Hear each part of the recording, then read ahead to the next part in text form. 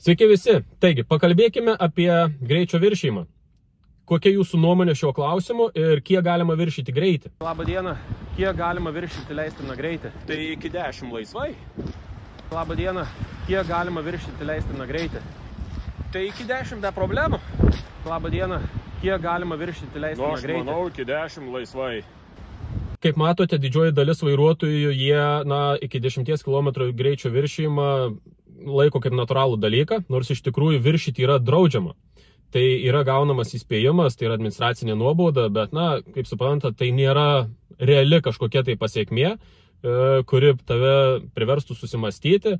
O egzamino metu, laikant iki 10% viršijant greitį nuo leidžiamo, tai yra nekritinė klaida, viršijant daugiau kaip 10% nuo leidžiamo greičio yra jau kritinė klaida šiuo metu, o nuo kovo 1 greičio viršijimas šiek tiek keičiasi.